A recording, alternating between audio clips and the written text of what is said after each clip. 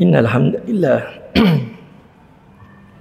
nahmaduhu wa nasta'inuhu wa nastaghfiruh wa na'udzu billahi min syururi anfusina wa min sayyiati a'malina. May yahdihillahu fala mudilla lahu wa may yudlil fala hadiyalah. Asyhadu an la ilaha illallah wahdahu la syarikalah wa asyhadu anna Muhammadan abduhu wa rasuluh la nabiyya wa la rasula ba'dah. Allah Ta'ala fi kitabihil karim. A'udzu billahi minasyaitonir rajim. Bismillahirrahmanirrahim. Ya ayyuhalladzina amanu taqullaha haqqa tuqatih wa la tamutunna illa wa antum muslimun.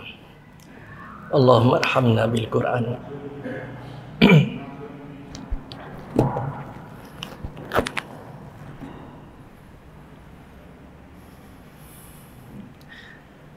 Hadirin jamaah salat maghrib dan salat isya rahimakumullah. Alhamdulillah kita dapat melanjutkan pengajian kita. Kita masih melanjutkan materi sejarah Bani Israel.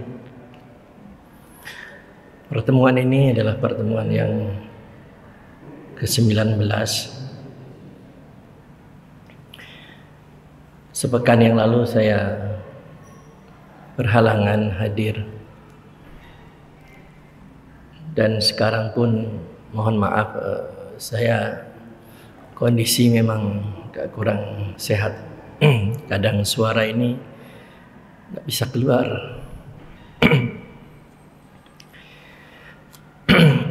Ya nggak apa-apa, insyaallah. Di pertemuan 2 pekan yang lalu kita sudah membahas Bani Israel di zaman Nabi Sulaiman alaihissalam, di mana Nabi Sulaiman Allah SWT memberikan beberapa kelebihan, dan di masa Nabi Sulaiman Nabi Sulaiman sanggup menyatukan Bani Israel yang terpecah-pecah, ya, saling bermusuh-musuhan. Di zaman Nabi Sulaiman mereka dipersatukan, dan di zaman Nabi Sulaiman banyak kerajaan yang ditaklukkan oleh Nabi Sulaiman dengan bekal kelebihan yang Allah berikan kepada Nabi Sulaiman. Sampai-sampai Nabi Sulaiman berhasil menaklukkan kerajaan besar di Yaman, yaitu kerajaan Saba di Yaman, sehingga pemimpinnya Ratu Bilqis masuk dalam agama Islam. Ya, semua nabi-nabi itu agamanya sama, yang di bawah itu Islam, ya, agamanya Islam. Nah, singkatnya pembahasan ini kita sudah memasuki fase ketiga, yaitu Asrul Inkisar Al-Mamlakatu Bani Israel. Kalau yang fase kemarin sampai Nabi Sulaiman, Asrul Muluk, zaman berkuasanya para raja. Ya, yang pertama tempo hari Asrul Qudot, ya, zaman Yusa bin Nun. Kemudian zaman berkuasanya para hakim-hakim, karena Yusa bin Nun menunjuk ada 12 hakim-hakim dari Bani Israel yang menjadi penguasa. Kemudian di zaman Nabi Daud, ya, Asrul Muluk berakhir sampai di zaman Nabi Sulaiman. Ya, masa berkuasanya para raja berakhir di zaman Nabi Sulaiman. Ketika Nabi Sulaiman wafat, masa itu disebut oleh para ulama yaitu masa Asrul Inkisar Amlakatul Bani Israel, masa atau fase terpecah belahnya Bani Israel di zaman setelah wafatnya Nabi Sulaiman alaihissalam. Singkatnya, Nabi Sulaiman wafat, kemudian kepemimpinan Bani Israel itu dilanjutkan oleh anaknya. Ya. Anak Nabi Sulaiman namanya Rahbaam bin Sulaiman.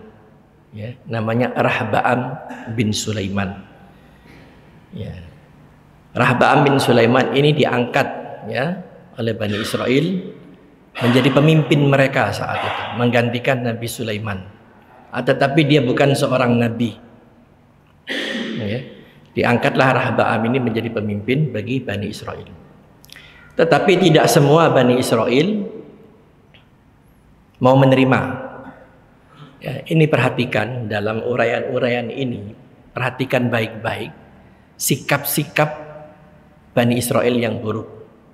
Ya, jadi kalau kita mengikuti, meneliti, ya kita akan dapat gambaran. Nah, di antaranya ini, ya, Bani Israel sebagian itu sepakat sudah mengangkat Rahba'am bin Sulaiman menjadi pemimpin mereka, raja mereka. Tetapi sebagian yang lain itu tidak menerima. Bahkan Nabi Sulaiman ini di ultimatum. Mereka mau mengangkat Nabi Sulaiman sebagai pemimpin mereka dengan catatan Nabi Sulaiman mau merubah syariat yang dibawa oleh nabi-nabi sebelumnya yang ada dalam kitab Taurat. Ya, Taurat ini juga disebut perjanjian lama kalau sekarang. Nah, Bani Israel ini sebagian mau mengangkat Rahba'am bin Sulaiman ini sebagai pemimpin kalau ya Rahba'am ini mau merubah syariat ya dari para nabi pendahulunya yang ada di kitab mereka. Nah, ini karakter mereka, ini perlu kita tahu. Ya, maka di antara sifat buruk yang banyak itu ini termasuk ya, suka merubah-rubah isi kitab. Ya. Mereka ingin kitab itu sesuai dengan hawa nafsu mereka. Ya. Padahal itu firman Allah. Tapi ketika mereka tidak suka, firman Allah itu ingin mereka rubah. Ya. Jadi mereka memberikan syarat, kami akan tunduk, mau membaiatmu wahai Rahba'am, ya, mengambil janji setia dengan syarat kau merubah apa-apa yang kami inginkan daripada ajaran syariat nabi-nabi sebelum engkau yang ada dalam kitab Taurat. Gitu. Nah, ini tentu karakter buruk. Ya. Kitab ingin dirubah sesuai dengan nafsunya. Nah, Allah Subhanahu wa taala dalam surat Al-Baqarah itu banyak bercerita tentang mereka. Bani Israel ini. Ketika sampai ayat ke-85 surat Al-Baqarah, ada ayat yang berbunyi, afatu'minuna bi ba'dil kitab wa takfuruna bi ba'd. Apakah engkau ingin beriman kepada sebagian isi kitab dan ingkar kepada sebagian yang lain? Ayat ini ditujukan untuk Bani Israel. Ya. Allah mempertanyakan, afatu'minuna bi ba'dil kitab wa takfuruna bi ba'd. Apakah engkau ingin beriman kepada sebagian isi kitab dan ingkar kepada sebagian yang lain? Ya. Fama jazaa'u may yaf'al dzalika minkum illa khizyun fil hayatid dunya wa yaumal qiyamati yuradduna ila asyaddil 'adzab. Famallahu bighafilin amma ta'malun, amma ya'malun. Tiadalah balasan bagi orang yang demikian, yang suka merubah-rubah, yang suka iman sebagian, ingkar sebagian. Tidak ada balasan bagi orang yang begitu, illa hizyun fil hayatid dunya, melainkan akan mendapat kehinaan di atas dunia ini. Ya, wa yaumal qiyamati yuradduna ila asyaddil azab, dan hari kiamat akan dikembalikan kepada azab yang mengerikan. Famallahu bighafilin amma ya'malun. Allah tidak pernah lengah terhadap apa yang mereka perbuat. Nah, sekarang pertanyaannya, Allah menegur mereka karena mereka ingin iman sebagian, ingkar sebagian kepada isi kitab yang datang dari Allah. Apa kira-kira tidak sama dengan kita hari ini yang menerima kitab? Kita akan diberi kitab oleh Allah, Al-Quran. Ada enggak yang seperti ini? Batilawa batu si Quran menat tilawa mo rinda ike. Tiwara mendak di. Quran menyuruh lurus, Quran menyuruh untuk jauhi riba, Quran mengatakan seperti ini, tapi hawa nafsunya tidak ingin begitu, sehingga Qurannya yang dilawan. Tidak bisa, kita ini tinggal di mana? Kalau kita ikut ini semua nggak bisa hidup. Ini dunia, bro. Ya, dunia ini, bro. Mau ikut Quran semua nggak bisa. Lantas gimana? Ya itu nggak bisa. Simpan dulu yang ini boleh. Sholat, puasa, zakat, haji, zikir, wirid, ya ikut Quran. Tetapi yang aturan-aturan yang lain yang dia nggak suka, dia tolak. Ada nggak? Bukan ada, banyak. Dari kalangan umat kita ini banyak. Bukan ada, banyak. Ya, tidak cocok dengan selera. Hatta itu wahyu Allah diberitahu, itu Quran itu. Iya, pala. Ya, pala hati merepot. Banyak seperti itu. Ya. Bahkan ketika orang mengingatkan ayat Allah disuruh lurus, disuruh jujur, orang yang mengingatkan ini dimusuhi. Karena apa? Dia nggak mau lurus. Orang yang lurus memperingatkan dimusuhi karena dia sendiri tidak mau lurus. Nafsunya nggak ingin lurus. Apa bedanya dengan Yahudi ini? Jadi salah satu karakter buruk Yahudi memilah-milah isi kitab. Suka, cocok dengan selera, dia ambil, nggak cocok, dibuang. Kitabnya dibuang. Walaupun itu firman Allah. Ini hati-hati. Ya mohon maaf, ini berlaku umum ini siapapun. Jadi kalau kita memilah-milah isi kitab Al-Quran, cocok dengan selera kita mau, nggak cocok, ya kita ingkari. Apa bedanya dengan Yahudi ini? Ya. Nah, orang yang melakukan seperti ini mendapat dua keburukan. Hizyun fil hayati dunya, akan mendapat kehinaan di atas dunia ini. Dan di hari kiamat mereka akan dikembalikan kepada azab yang mengerikan. Mohon maaf ini, banyak orang seperti itu. Jadi hati-hati. Ya, mestinya bagaimana sikap seorang muslim terhadap aturan syariat yang Allah turunkan dalam Al-Quran? Bagaimana mestinya? Mestinya Allah jelaskan dalam surat An-Nur ayat 51. Ya. Innama qaulal mu'minina idza du'u ila Allahi wa rasulihi liyahkuma bainahum ay yaqulu sami'na wa ata'na. Ini mestinya begitu. Sesungguhnya ucapan orang beriman, jika Allah dan Rasul sudah menetapkan satu aturan, tidak ada lain ucapan orang beriman itu kami dengar, kami taat. Dengar, taat, bukan ditawar. Kami sudah dengar, tapi jangan dulu. Bau jaringan, ain panah, tilawake. Banyak yang seperti ini. Ya. Apa bedanya dengan Yahudi? Sengaja ini kita bahas semua supaya kita tahu karakter buruk mereka. Jangan sampai kita ini mewarisi. Itu maksud daripada pembahasan ini. Itu. Mereka terima kitab, mereka juga diberi nabi. Ya, nabinya banyak diingkari, syariatnya banyak ditentang, bahkan nabinya banyak dibunuh. Ya, kalau dulu mereka membunuh secara fisik. Tapi sekarang ya ajarannya yang dibunuh. Memang Nabi sudah nggak ada. Ya. Ajaran yang dibawa oleh Rasulullah itu banyak dibunuh. Dibunuh dalam arti disingkirkan. Ya. Nah, itu sikap orang beriman mestinya dengar, ini syariat Allah, aturan Allah. Ya. Dengar, taat. Nggak bisa, karena Allah bikin aturan itu nggak pernah salah, nggak pernah keliru. Hanya nafsu kita saja yang tidak mau tunduk. Ya, satu lagi, ya.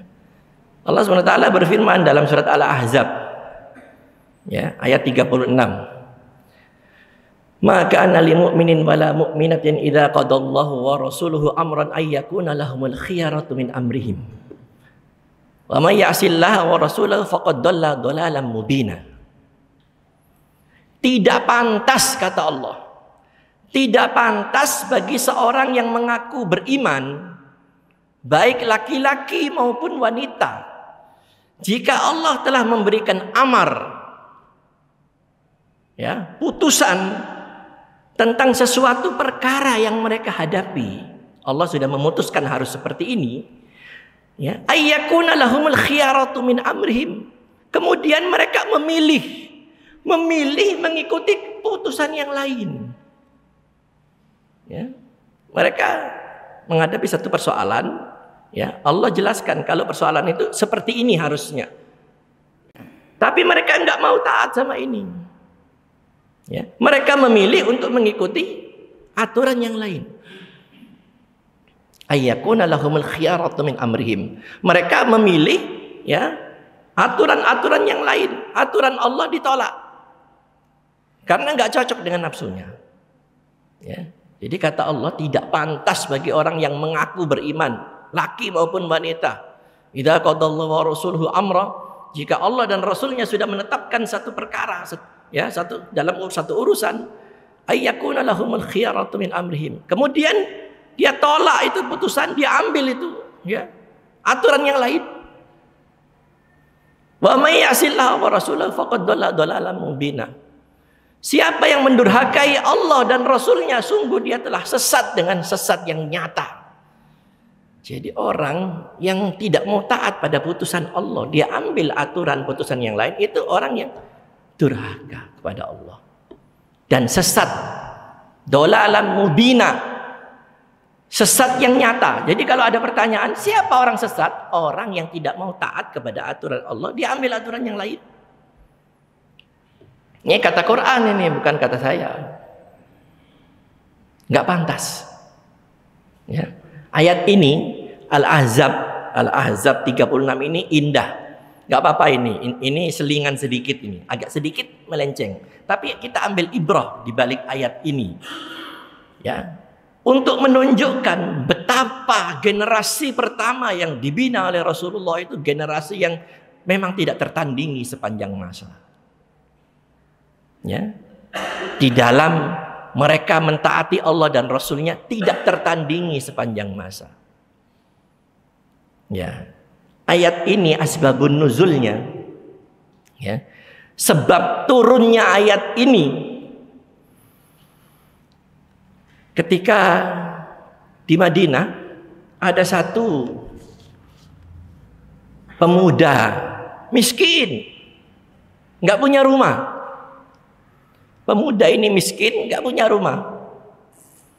Kerjanya lontang-lantung mondar-mandir di pasar. Pakaiannya ya apa yang ada di badan.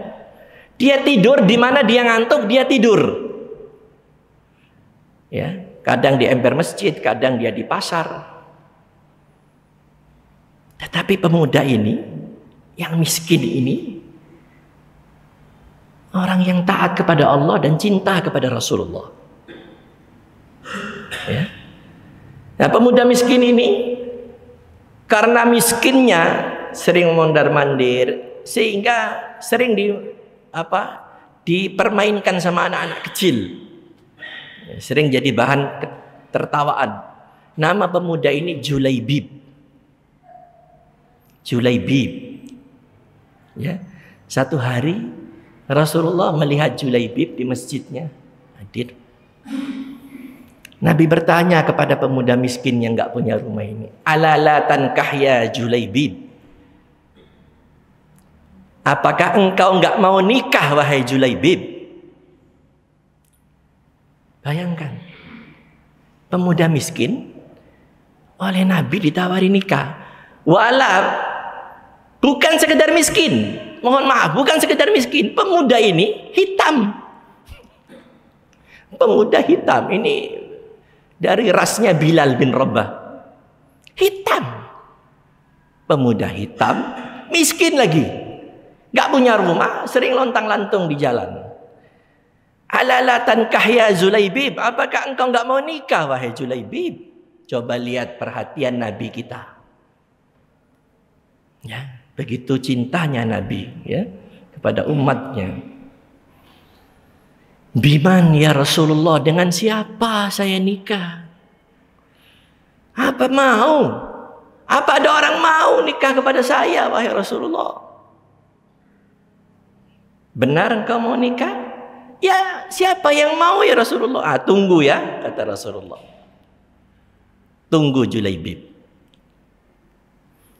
Akhirnya Rasulullah ini tahu di Madinah sahabat-sahabatnya siapa yang punya anak gadis, apa Rasulullah itu banyak kenal. Qadarullah Rasulullah tahu. Ya. Salah satu sahabat ini ada yang punya anak gadis. Ya. Dan gadis ini nggak main-main. Cantik luar biasa. Ya, cantik luar biasa. Singkat cerita, Rasulullah memanggil salah satu sahabatnya, diberi tugas. Kamu, saya beri tugas, kau pergi ke rumah sahabatmu si fulan ini. Karena dia punya anak gadis.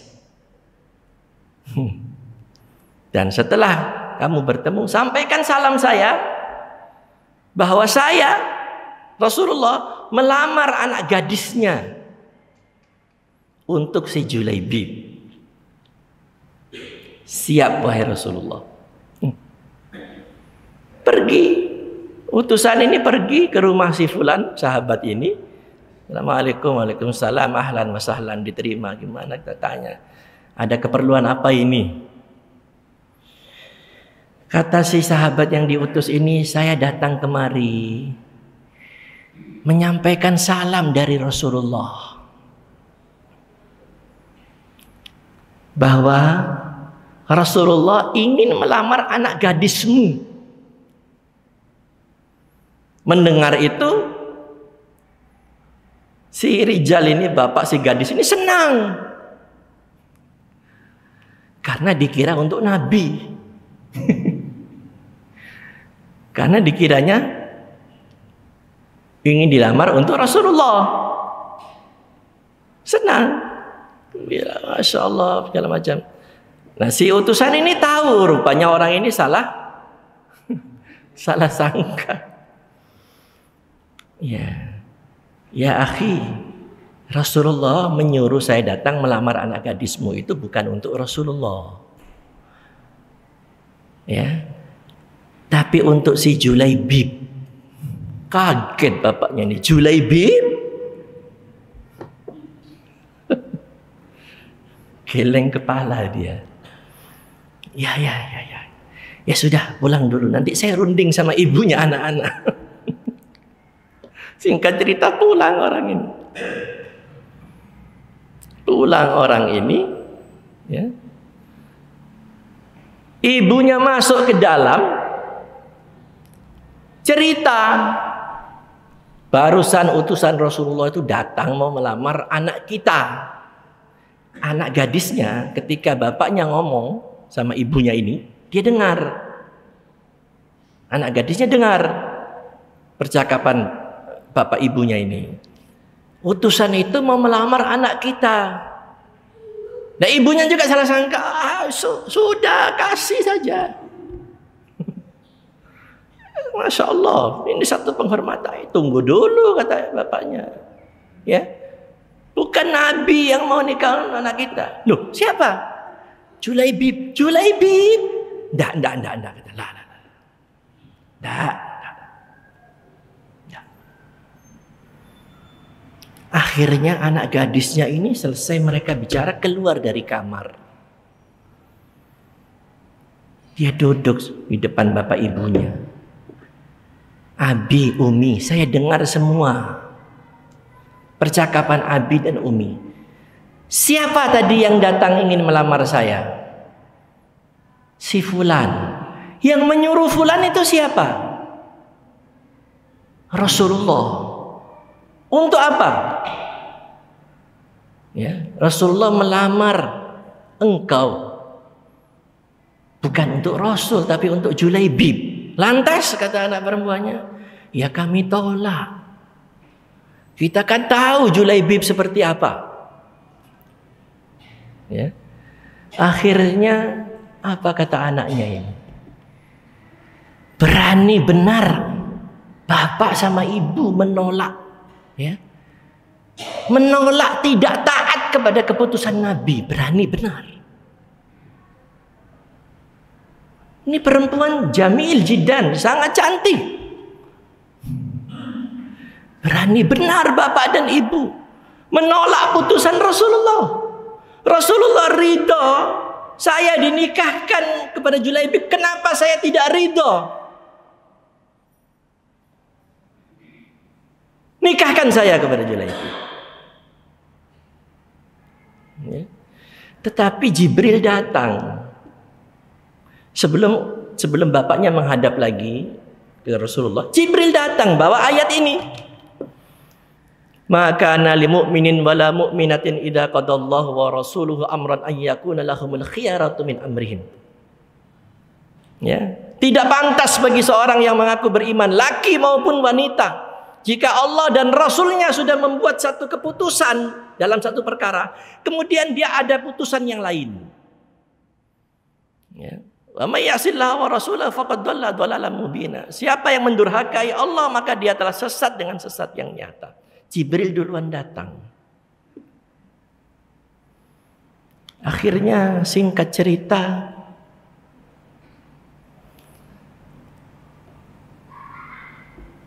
anak gadis ini dinikahkan, ya, dinikahkan kepada si Julaibib ini. Ya. Bapak ibunya pasrah. Ya. Rasulullah memanggil Abu Bakar, memanggil beberapa sahabat-sahabat yang fulus, memerintahkan, keluarkan biaya. Kau biayai saudaramu Julaibib ingin nikah. Nah, ini diperhatikan ini. Ya. Kalian biayai Julaibib ini. Siap, sami'na wa ata'na. Dikumpulkan uang. Setelah terkumpul, ya, akhirnya dinikahkan. Ya, dinikahkan. Selesai nikah, ya, mereka pengantin baru. Beberapa lama saat setelah itu datang, ya, seruan. Apa seruan? Dulu seruannya ada 2. Hari ini tinggal 1. Satu seruan hayya 'alas shalah. Yang satu lagi hayya 'alal jihad. Ya. Setelah mereka nikah, datang seruan hayya 'alal jihad, hayya 'alal jihad, hayya 'alal jihad. Julaibib pengantin baru. Ya. Akhirnya Julaibib ini mendengar seruan itu dengan bekal uang yang masih ada tersisa dari pemberian ketika nikah itu. Dia pergi ke pasar, dia pergi beli oleh-oleh untuk istrinya. Ya, kemudian dia pergi membeli baju zira. Zira itu baju perang. Dia membeli baju perang dengan perisai, tameng. Kemudian dia pulang ke rumahnya, dia beri oleh-oleh itu kepada istrinya. Dia katakan kepada istrinya, wahai istriku, aku sangat cinta kepadamu. Tapi aku lebih mencintai Allah dan Rasulnya. Izinkan aku untuk pergi memenuhi panggilan jihad. Istri soleha. Kata istrinya, silahkan wahai abang. Ya, silahkan.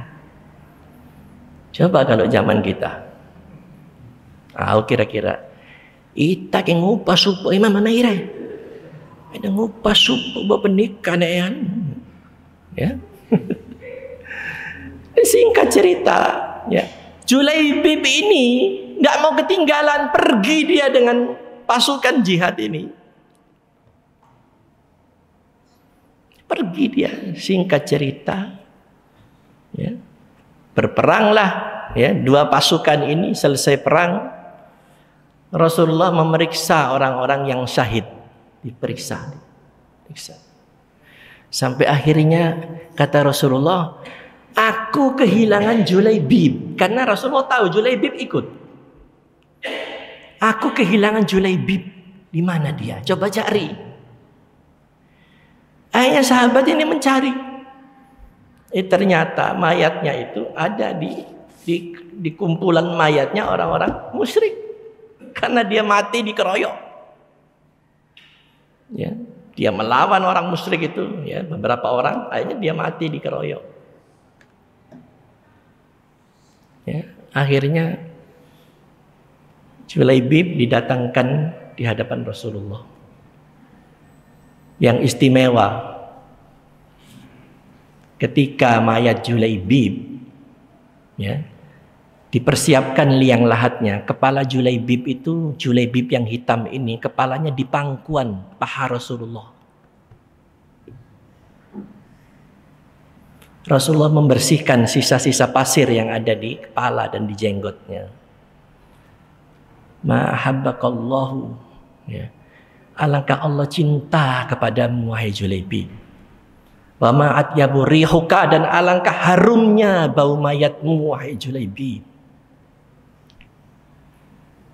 Ya, Allah cinta kepadamu, Julaibib, dan alangkah harumnya bau mayatmu, hai Julaibib.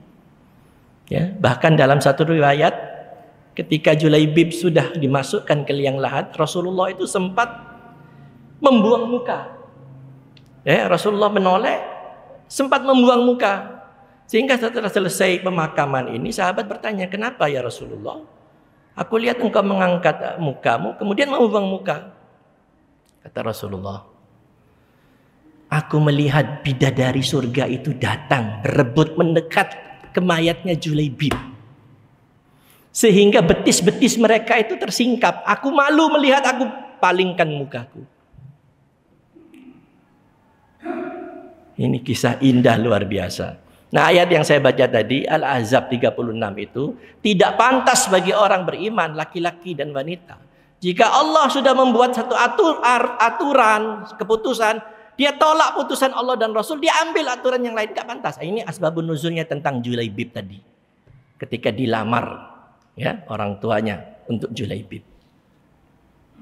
Gitu. Nah, kembali ya kepada ayat. Itulah karakter Bani Israel yang buruk. Ya, syariatnya dia ingin rubah. Kemudian anak Nabi Sulaiman ini, Rahbaam ini tidak ingin mempertahankan, dia tidak ingin merubah, dia pertahankan syariat, ya, dari nabi-nabi sebelumnya. Tidak mau dia merubah isi kitab, sampai akhirnya Bani Israel kembali terpecah lagi. Ya, hanya 2 kabilah yang membaiat Rahbaam ini, ya, yaitu dari kabilah Yehuda dan kabilah Binyamin. Ya, sementara 10 kabilah ini tidak mau membaiat anaknya Nabi Sulaiman ini. Ya, sehingga saat itu terpecah lagi Bani Israel menjadi 2. Menjadi 2 kerajaan dipimpin oleh 2 orang raja. Ya.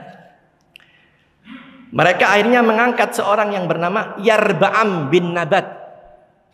Ya, Yarbaam bin Nabat diangkat, ya, sebagai raja oleh 10 suku yang ada ini.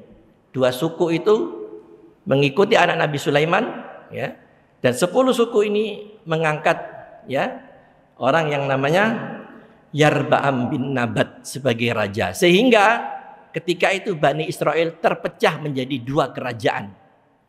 Kerajaan selatan, ibu kotanya Yerusalem atau Al-Quds, ya, disebut kerajaan Yehuda, yang sekarang dikenal Yahudi itu, ya, Yehuda itu, ya. Kemudian kerajaan utara, ya, kerajaan Israel, ya, kerajaan utara itu kerajaan Israel yang beribu kota di Nablus. Nah, sampai sekarang ada kota Nablus di Palestina itu. Terpecah 2. Belum azan? Masih, ya. Nah, terpecahlah Bani Israel menjadi 2 kerajaan, kerajaan selatan dan kerajaan utara. Ya. Di saat terpecah inilah kitab Taurat itu hilang. Ya, Taurat atau Perjanjian Lama ini, yang sekarang dikenal Perjanjian Lama itu hilang. Ya, sehingga kata penulis ini, Dr. Thoriq As-Suwaidan, maka keaslian isi daripada kitab Taurat itu sudah tidak bisa dijamin keasliannya. Karena apa? Dia pernah hilang dan memang sudah dirubah-rubah. Ya. Jadi tidak dijamin isi kitab Taurat karena pernah hilang, ya, dan memang sudah dirubah-rubah. Nah, singkatnya setelah itu, karena mereka terpecah-pecah lagi, akhirnya Allah memberikan azab kepada Bani Israel.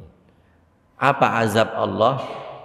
Datanglah satu suku, ya, satu kerajaan, satu bangsa, namanya bangsa Assyria. Bangsa Assyria dari Irak masuk ke Palestina. Mereka dijajah oleh bangsa Assyria. Ya. Bani Israel kembali dijajah oleh orang-orang Assyria dari Irak. Dikuasai mereka selama puluhan tahun. Nah ini, ya, selama puluhan tahun dikuasai oleh bangsa dari Irak, ya, yaitu bangsa Assyria. Kemudian setelah dikuasai oleh bangsa Assyria, datang lagi bangsa lain, sama-sama dari Irak, saingan daripada kerajaan Assyria yang ada di Irak, yaitu kerajaan Babilonia. Ya. Kerajaan Babilonia yang ada di Irak ini merebut Palestina. Ya. Kekuatan Assyria di Irak dilumpuhkan, kemudian mereka merebut Palestina di bawah pimpinan, ya, yang terkenal sampai sekarang, rajanya yaitu Nebukadnezar. Nebukadnezar, ya, raja Babilonia. Kemudian kerajaan Assyria itu, ya, dipukul oleh kerajaan Babilonia, dikalahkan. Palestina dikuasai oleh kerajaan Babilonia, ya, dengan rajanya Nebukadnezar. Ya. Nama lain Nebukadnezar itu ada nama lainnya Bukhtanasor. Ya. Dikuasai selama berapa lama? Dihancurkan rumah-rumah Bani Israel. Kuil tempat ibadahnya Nabi Sulaiman yang dikenal oleh mereka Solomon Temple, ya, kuil Sulaiman, ya, Solomon Temple, itu dihancurkan oleh mereka, ya, oleh orang-orang Babilonia, oleh pasukannya Nebukadnezar. 40.000 orang ditawan, dibawa ke Irak jadi budak. Ya. Nah ini, ya, selama beberapa 100 tahun lebih, ya, yang jelas bukan puluhan, ratusan tahun, ya, 100 tahun lebih kalau tidak salah, dikuasai oleh Nebukadnezar, diperbudak oleh Nebukadnezar. Mengapa Allah azab? Karena apa? Nabinya ditentang, kitab ingin dirubah, belum lagi yang mereka judulnya membunuh Nabi. Ya, akhirnya Allah azab, dihinakan oleh Allah. Itu tadi ayat yang saya baca tadi, ya, Al-Baqarah 285. Tidak ada balasan bagi orang yang beriman kepada kitab, ingkar kepada sebagian kitab, iman kepada sebagian kitab, illa hizyun fil hayati dunia, kecuali dia akan mendapat kehinaan dalam kehidupan dunia. Kehinaan itu maksudnya dikuasai oleh bangsa lain, diperbudak oleh bangsa lain, ya. 40.000 orang ditawan jadi budak, ya, dibawa ke Irak. Rumah-rumah mereka di Palestina dihancurkan, ya. Kuil Nabi Sulaiman juga dihancurkan oleh mereka, ya. Nah ini kemudian sampai datanglah bangsa Persia, kerajaan Persia. Ya. Datang lagi kerajaan Persia menyerang Palestina yang saat itu di bawah kekuasaan orang-orang Babilonia. Ya. Datang orang-orang Persia dengan kekuatan, ya, dia bebaskan, dia serang Palestina. kekuatan orang-orang Babilonia dilumpuhkan oleh kerajaan Persia, ya, di bawah pemimpinnya, ya, namanya Cyrus, ya, Kisra Cyrus, ya, dihancurkan Babilonia. Nah,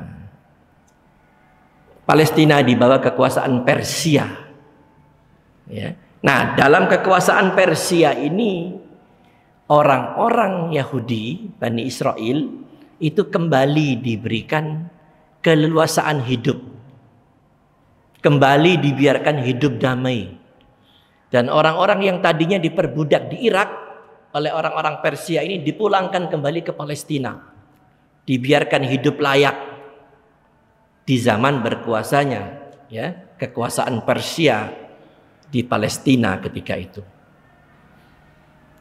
Saya mau lanjutkan, sudah azan, ya, kita pending dulu, ya, nanti insya Allah kita sambung lagi pekan depan, insya Allah, mudah-mudahan, ya, tidak ada halangan, insya Allah. Subhanakallahumma wa bihamdika asyhadu an la ilaha illa anta astaghfiruka wa atubu ilaik. Assalamualaikum warahmatullahi wabarakatuh.